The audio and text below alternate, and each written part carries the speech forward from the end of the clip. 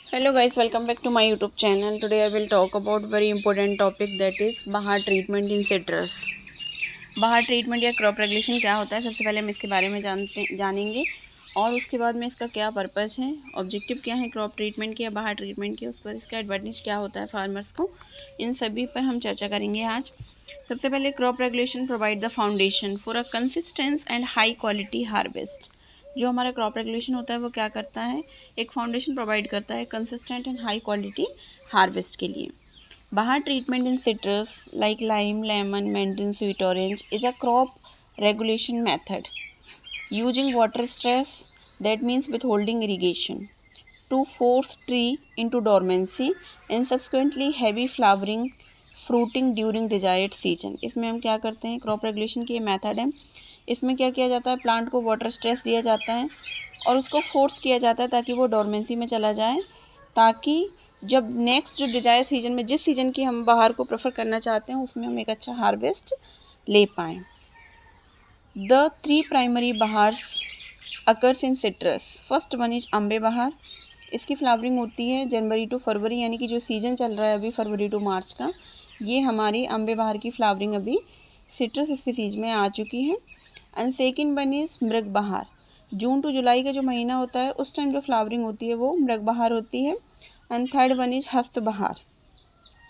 जैसे कि आप सभी जानते हैं कि जो हस्त बहार की फ्लावरिंग होती है वो होती है सितंबर टू अक्टूबर में, लेकिन नॉर्थ इंडिया की क्लाइमेट फेजेबल ना होने की वजह से हमारे यहाँ केवल दो ही बहार प्रेफर करता है farmers. First one is Ambe बहार, सेकेंड वन इज मृग बहार। हस्त बहार का उतना ज़्यादा फ्लावरिंग देखने को नहीं मिलता है। What is the purpose of बहार treatment? To prevent continuous low intensity year round flowering, allowing for a concentrated high quality harvest. इसमें हम क्या करते हैं, जो कंटिन्यूस लो इंटेंसिटी जो ईयर राउंड फ्लावरिंग होती है उसको प्रिवेंट किया जाता है ताकि हम किसी एक बहार को अलाउ कर सकें, जिससे हमें हाई क्वालिटी हार्वेस्ट मिल सके। क्योंकि क्या होगा, अगर आप तीनों बहार लेना चाहते हैं किसी भी प्लांट में, तो उसमें ना तो आपको फ्लावरिंग उतनी अच्छी आएगी और फ्रूटिंग भी उतनी अच्छी देखने को नहीं मिलेगी, क्योंकि उसका एक रीज़न है, प्लांट का जो फूड मटेरियल होता है वो डाइवर्ट हो जाता है।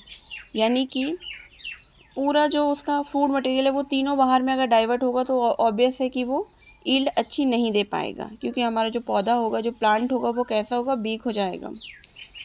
एंड अम्बे बहार में क्या करना रहता है, अम्बे बहार में जो फ्लावरिंग होती है, जैसे कि मैंने बताया, जनवरी टू फरवरी में इसमें फ्लावरिंग होती है। During February water is withheld for 40 to 60 days, यानी कि मिड नवंबर दिसंबर तक हम क्या करते हैं, उस प्लांट में वाटर को विथहोल्ड कर देते हैं, जिससे जो भी फ्लावर्स होते हैं वो क्या होते हैं, ड्रॉप हो जाते हैं। अगर आपको मृग बहार को प्रेफर करना है तो इसी तरीके से अगर आप अम्बे बहार को अलाउ करना चाहते हैं तो फिर आप कहीं ना कहीं फ्लावर ड्रॉप किस में कराएंगे, मृग बहार में। What is the objective of बहार ट्रीटमेंट? इसका क्या ऑब्जेक्टिव होता है, to force the tree for rest and produce profuse blossom and fruit during any one of the 2 or 3 flushes. इसके 2 या 3 फ्लसेस में से किसी एक में अगर आपको फ्लावरिंग लेनी है तो आपको अदर जो बहार हैं उनको कहीं ना कहीं अवॉइड करना ही पड़ेगा। And to regulate a uniform and good quality fruits and to maximise the production as well as profit to the growers. इसमें क्या करते हैं, रेगुलेट करते हैं कि यूनिफॉर्म और गुड क्वालिटी के फ्रूट्स को, ताकि हम ग्रोअर्स के प्रोडक्शन को बढ़ा सकें, उसका जो प्रॉफिट है उसको कहीं ना कहीं बढ़ा सकें। क्योंकि अल्टीमेटली किसी भी कल्टीवेशन का मेन मोटिव यही होता है कि ग्रोअर्स को या हमारे फार्मर्स को अधिक से अधिक उत्पादन मिल सके और उनका प्रॉफिट बढ़े। And to reduce the cost of cultivation. जैसा कि आप सभी जानते हैं कि अगर आप तीनों बाहर लेंगे तो आपको क्या करना पड़ेगा, इनपुट्स भी जुटाने पड़ेंगे, उसमें आपको लेबर भी चाहिए, तो आपका जो कॉस्ट ऑफ कल्टीवेशन होगा वो ऑटोमेटिकली बढ़ जाएगा। अगर आप तीनों बहार में से किसी एक बहार को सिलेक्ट करेंगे तो आपका कॉस्ट ऑफ कल्टीवेशन रिड्यूस होगा और इनपुट्स भी नहीं लगाने पड़ेंगे आपको।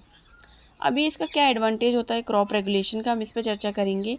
बेटर क्वालिटी फ्रूट्स, जब आप किसी एक बार को सिलेक्ट करेंगे तो क्वालिटी फ्रूट्स की ऑटोमेटिक अच्छी हो जाएगी।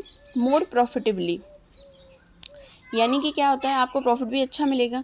जब आप किसी एक बार को चूज करेंगे तो प्लांट का जो सारा फूड मटेरियल है ना, वो किसी एक ही तरफ जाएगा और हमारा जो प्लांट है वो भी स्ट्रॉन्ग बनेगा और उसमें यील्ड भी अच्छी मिलेगी, जिससे कि हमारा प्रॉफिट बढ़ेगा। And better market and high demand, आपको ये सिलेक्ट करना पड़ेगा कि आपको कौन सा बहार लेना है। ये भी बहुत इंपॉर्टेंट बात है इसमें कि आप जिस बहार को भी सिलेक्ट करेंगे उसकी फ्लावरिंग को अलाउ करेंगे, जिससे क्या होगा मार्केट में उसका प्राइस भी अच्छा मिलेगा।